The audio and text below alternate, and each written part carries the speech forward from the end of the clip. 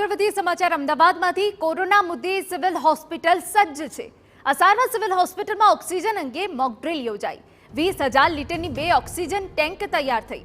આગોતરા આયોજન સાથે તૈયારી કરાઈ હોવાની નિવેદન રાકેશ જોશીએ આપ્યું છે। ઓક્સિજનની કોઈ ઉણપ નહીં આવે તેવું પણ જણાવ્યું। સિવિલમાં હાલ કોરોનાના 3 દર્દી સારવાર હેઠળ છે। મોટાભાગના દર્દી હોમ આઇસોલેશનમાં રિકવર થયા।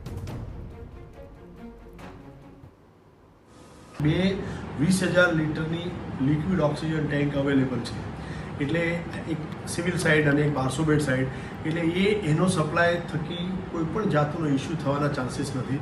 એનાથી વધારે આપણે આગળ જઈશું તો 660થી વધારે અમારી પાસે ઓક્સિજન કન્સન્ટ્રેટર છે, એટલે કે સપોઝ બેડ પર ક્યાંય બીજી જગ્યા પર પણ આપણે ઓક્સિજન સપ્લાય કરવું હોય તો એ પણ આપણે પ્રોવાઈડ કરી શકીએ।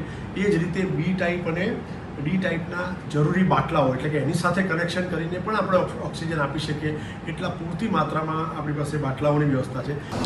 રાજ્ય સરકારની સૂચના બાદ અમદાવાદની અસારવા સિવિલ હોસ્પિટલ ખાતે મોક ડ્રીલ યોજવામાં આવી છે અને એમાં ઓક્સિજનની સ્થિતિ કયા પ્રકારની છે એને લઈને સતત નિરીક્ષણ કરવામાં આવી રહ્યું છે। આપ જોઈ રહ્યા છો કે સિવિલ હોસ્પિટલ ખાતે આવેલ જે ઓક્સિજનની 2 અલગ અલગ ટેન્ક છે એનું સતત નિરીક્ષણ કરવામાં આવી રહ્યું છે અને જો સ્થિતિ વિકટ બને, કારણ કે કોરોનાના કેસ સતત વધી રહ્યા છે અને એ સ્થિતિ વધારે વિકટ બનતી જણાય તો સતત એનું મોનિટરિંગ થવું જરૂરી છે અને એ જ બાબતને ધ્યાનમાં રાખીને દર 2 કલાકે એનું નિરીક્ષણ કરવામાં આવી રહ્યું છે। પીએસએ પ્લાન્ટમાં ઓક્સિજન પ્યોરિટી અને ઓક્સિજન પ્રેશર અને ફ્લો દર 2 કલાકે ચેક કરવામાં આવી રહ્યા છે અને જો કોઈ સ્થિતિ એ સંદર્ભની બને તો તરત જ રાજ્ય સરકારને જાણ કરવી એ પ્રકારની પણ સૂચના આપવામાં આવી છે।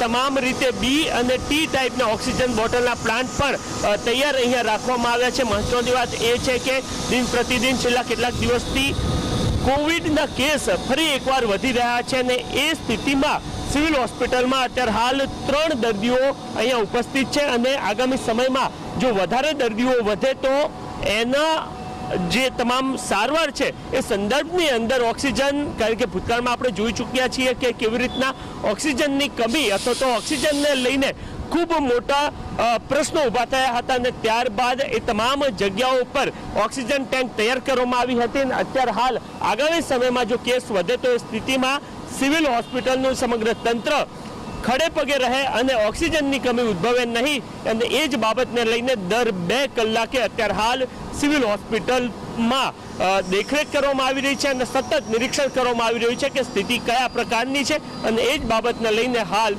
મોક ડ્રીલ ચાલી રહી છે। કેમેરામેન નટવર પરમાર સાથે નરેન્દ્ર રાઠોડ, TV9 અમદાવાદ।